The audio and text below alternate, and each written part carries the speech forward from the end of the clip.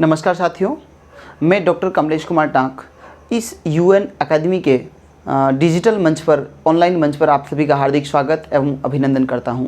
आज मैं इतिहास के एक ऐसे विषय के ऊपर चर्चा करना चाहता हूं, एक ऐसे टॉपिक के ऊपर चर्चा करना चाहता हूं जो आपके बीए एलएलबी के अंदर भी हैं, बीए के अंदर भी हैं और बहुत ही महत्वपूर्ण टॉपिक हैं। तो उस टॉपिक का नाम है doctrine of lapse.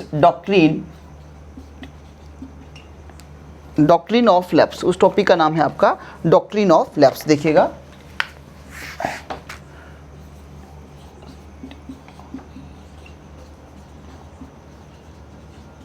Doctrine of lapse. देखिए, डॉक्ट्रिन ऑफ लैप्स होता क्या है। देखो, इसमें हिंदी के दो तीन अर्थ इसमें निकलते हैं। डॉक्ट्रिन ऑफ लैप्स को आप व्यापकता का सिद्धांत भी बोलते हैं, व्यापकता का सिद्धांत बोलते हैं, है ना।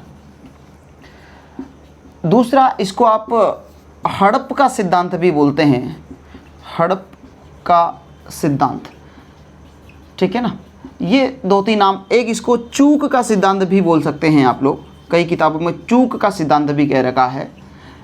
अभी हमें ये ध्यान रखना है कि डॉक्ट्रिन ऑफ लैप्स होता क्या है ना। डॉक्ट्रिन ऑफ लैप्स ये एक ब्रिटिश ईस्ट इंडिया कंपनी जो थी हिंदुस्तान के अंदर, जो उस समय रूल कर रही थी, उसने एक पॉलिसी चलाई थी। उसका एक पॉलिसी का ही एक हिस्सा था।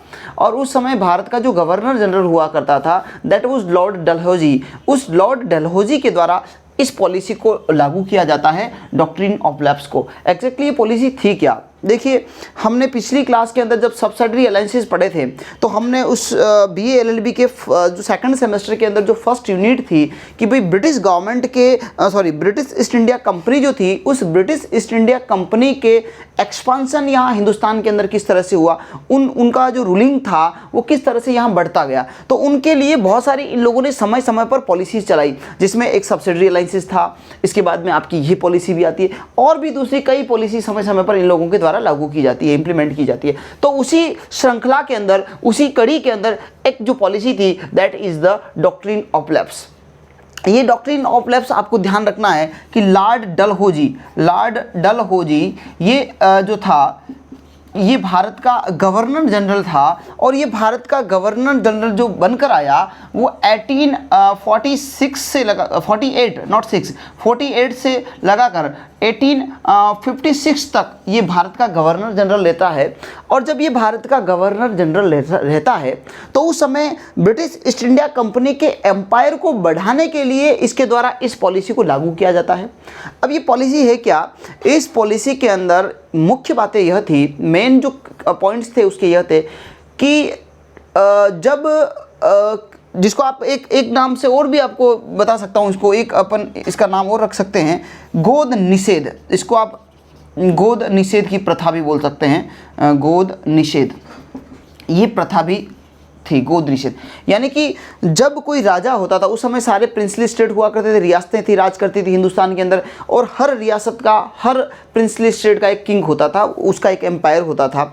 उस एम्पायर का जब वो किंग मरता था, जब उसकी डेथ होती थी, तो उसके बाद में उसका जो आने वाला जो नेचुरल जो उसका हायर होता था, यानी कि उसका जो उनका जो किंग होता था, जो प्रिंसेस होता था, वो वापस क्या करता था कि राजा बनता था। राजा की मृत्यु के बाद राजा का बेटा जो है वो राजा बनता था। लेकिन कई बार ऐसा होता था कि जब वो राजा मरता था, जब उस राजा की किंग की मृत्यु होती थी, उस समय उसके कोई संतान नहीं होती थी।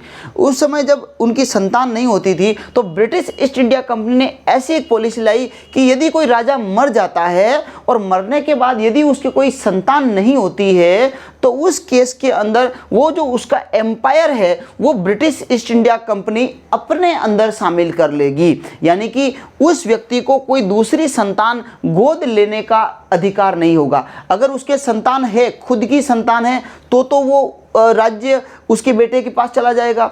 लेकिन यदि उसके कोई संतान नहीं है और वो ये चाहता है कि मेरे कोई संतान नहीं है, मैं किसी दूसरे की संतान को गोद लेकर इस एम्पायर को चलाऊं, तो ब्रिटिश ईस्ट इंडिया कंपनी का जो ये लॉर्ड डलहौजी था, इसने इस तरह की पॉलिसी लेके आया जिसको हमने गोद निषेध बोला है। यानी कि आप किसी बच्चे को गोद नहीं ले सकते, कि अगर आपका बच्चा नहीं है तो आपका जो ये एम्पायर है वो ब्रिटिश ईस्ट इंडिया कंपनी का एम्पायर बन जाएगा। तो इस तरह की पॉलिसी लाके इन लोगों ने, यानी कि जो ईस्ट इंडिया कंपनी थी, इसने अपने एम्पायर का विस्तार किया। अपना जो क्षेत्र था उस अपने क्षेत्र को फैला दिया। बहुत सारे राजा होते थे तो जिनके संतानें नहीं होती थी तो फिर वो गोद लेते थे, और गोद लेते थे की प्रथा जो थी ब्रिटिशर्स लोगों ने, यानी कि ईस्ट इंडिया कंपनी के जो लोग थे, उन्होंने मना कर दिया कि भाई आप गोद नहीं ले सकते। जब ऐसी कंडीशन में किसी राजा की मृत्यु हो जाती, गोद नहीं ले सकते थे, तो वो जो पूरा एम्पायर होता था, वो जो स्टेट होता था उस संबंधित किंग का, वो उसको ब्रिटिशर्स या जो ईस्ट इंडिया कंपनी होती थी वो अपने अंदर शामिल कर देती थी। देखिए, अब सबसे पहले हम ये देखते हैं कि उस समय में इस दरमियान जो था कौन कौन से ऐसे राज्य थे जिनको इस पॉलिसी के तहत, डॉक्ट्रिन ऑफ लेफ्ट के तहत ब्रिटिश लोगों ने ईस्ट इंडिया कंपनी के अंदर शामिल कर दिया। आप लोग अच्छे से जानते हैं कि झांसी का नाम आप सब लोग अच्छे से सुनते आए हैं, है ना। झांसी की जो रानी लक्ष्मीबाई थी उसका ये एक स्टेट था। इसके बाद में सतारा था, है ना, सतारा, संभलपुर, उदयपुर, बागाट, ये कुछ इस तरह के जो मैंने अभी नाम लिखे हैं, सतारा, बागाट, संभलपुर, उदयपुर, ये जो स्टेट थे, ये जो राज्य थे, इन सभी राज्यों को ब्रिटिश ईस्ट इंडिया कंपनी ने इस पॉलिसी के तहत अपने साम्राज्य के अंदर शामिल कर दिया, डॉक्ट्रिन ऑफ लेफ्ट के तहत शामिल कर दिया। और डॉक्ट्रिन ऑफ लेफ्ट यह कहती है कि यदि किसी राजा के संतान नहीं होगी तो वह राजा किसी दूसरे के व्यक्ति को गोद नहीं ले सकता, किसी दूसरे के बच्चे को गोद नहीं ले सकता, और यदि दूसरे के बच्चे को वह गोद लेता है तो उसका राज्य अनवैलिड माना जाएगा, अवैध माना जाएगा, और ऐसी स्थिति में वो जो राज्य बचा होगा वो आपकी ईस्ट इंडिया कंपनी के अंदर शामिल कर देंगे। तो ये मेन पॉलिसी थी इनकी, और मेन पॉलिसी ये थी कि भाई इनको अपने साम्राज्य का विस्तार करना था, अपने साम्राज्य को अधिकांश क्षेत्रों में फैलाना था। और एक पॉलिसी के तहत कि भाई यदि झांसी के जो राजा थे उनके कोई संतान नहीं थी, और उस संतान के मर जाने के बाद जब इन्होंने किसी की संतान को गोद लिया तो अंग्रेजों ने कहा कि नहीं, आप ऐसा नहीं कर सकते। इसी तरह से हर स्टेट के अंदर ये बातें हुई थी, अधिकांश स्टेट के अंदर ये बात हुई थी कि भाई आप किसी दूसरे की संतान को गोद नहीं ले सकते। यदि आपकी नेचुरल संतान है तो वो किंग बनती है तो ठीक है, अदरवाइज जब आप किसी दूसरे की संतान को गोद लेंगे तो ऐसी कंडीशन के अंदर हम उसको एक्सेप्ट नहीं करेंगे। और यही थी गोद निषेध प्रथा बोल सकते हो इसको, डॉक्ट्रिन ऑफ लैप्स बोलते हो, व्यपगत का सिद्धांत भी बोलते हो, हड़प की नीति का सिद्धांत भी बोलते हो। यानी कि आपने जो यहाँ के जो राजा थे उनके साम्राज्य को हड़पा, आपने अपने अंदर हड़प लिया, अब उनके कोई साम्राज्य चलने वाला नहीं था तो हड़प लिया। इसी का ये जो सिद्धांत थे ना, इन्हीं सिद्धांतों के दरमियान अगर आप देखते हो, इनका टेन्योर देखो आप, 1848 से 1856, किसका, लॉर्ड डलहौजी का। इस लॉर्ड डलहौजी की कुछ इसी तरह की पॉलिसी की वजह से हम आगे देखते हैं कि 1857 का रिवोल्ट होता है, 1857 का क्रांति होता है। ये 1857 का रिवोल्ट होने का कारण भी यह था, हमने जाना कि 1857 की क्रांति में महारानी लक्ष्मीबाई जो झांसी की थी उसने इसमें पार्टिसिपेशन किया। क्यों किया? कि उसको पता था कि मेरी जो डॉक्ट्रिन ऑफ लेफ्ट के तहत मेरा राज्य जा रहा है, और मेरा राज्य जा रहा है तो मुझे अपने राज्य को बचाने के लिए रिवोल्ट करना है। तो जैसे ही ये सब चीज़ें 1856 में तक तो ये डलहौजी था, उसके जस्ट एक साल बाद इस तरह के रिवोल्ट होने लग जाते। वहाँ रिवोल्ट होते हैं जहाँ पर इस तरह की पॉलिसी ये डलहौजी इम्प्लीमेंट करता है।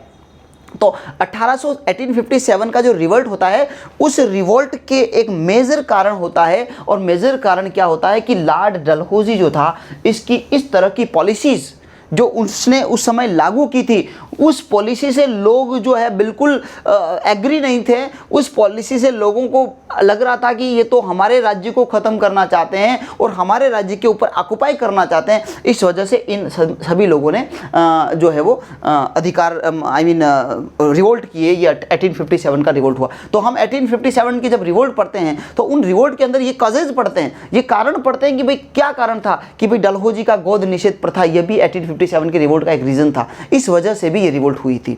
तो मुझे लगता है कि मैंने कुछ एक ब्रीफ में आपको थोड़ा सा समझाने की कोशिश की है, ज़्यादा डिटेल नहीं गया हूं मैं आपको ब्रीफ में, लेकिन मैंने उसका मर्म आपको समझा दिया है। ये जो डॉक्ट्रिन ऑफ लैप्स होता है, इसका मैंने आत्मा आपको समझा दी है कि एग्जैक्टली ये होता क्या है। एक लाइन में मैं वापस आप लोगों के सामने बोल रहा हूं कि डॉक्ट्रिन ऑफ लैप्स होता क्या है कि ब्रिटिश ईस्ट इंडिया कंपनी में स्पेशली लॉर्ड डलहौजी के समय ये पॉलिसी आई थी। 1848 से 1856 तक ये लॉर्ड डलहौजी हिंदुस्तान का गवर्नर जनरल रहता है। जब ये गवर्नर जनरल रहता है, उस समय यह एक ऐसी पॉलिसी लेकर आता है जिससे ब्रिटिश एम्पायर का विस्तार हो, ब्रिटिश एम्पायर का एक्सपांशन हो, और उस एक्सपांशन का ही एक पहलू है डॉक्ट्रिन ऑफ लैप्स। इस डॉक्ट्रिन ऑफ लैप्स के अंदर जिस किंग के कोई संतान नहीं होती थी वो किसी दूसरे की संतान को गोद नहीं ले सकता था। यानी कि यदि आपके पास संतान है, नेचुरल आपकी संतान है, तो आप अपना राज्य अपने बेटे को सौंप दो। लेकिन यदि आपका कोई नेचुरल संतान नहीं है, आपकी खुद की कोई संतान नहीं है, और ये आप चाहते हैं कि मैं गोद लेकर मेरे इस एम्पायर को चलाना चाहूँ, तो इस तरह की पॉलिसी को अंग्रेजों ने मना कर दिया। अंग्रेजों ने कहा कि नहीं, आप ऐसा नहीं कर सकते। यदि आपके नेचुरल संतान है तो आप ये जो आपका जो भी राज्य का जो संपत्ति है या जो राज्य है उसको उसका मालिक बना दो, राज्य का मालिक आपके नेचुरल संतान को बना सकते हो। लेकिन अब आप ये चाहो कि भाई मैं गोद लेकर, मैं किसी दूसरे व्यक्ति को गोद लेकर मैं वो करूं, इसको राज्य का मालिक बनाऊं,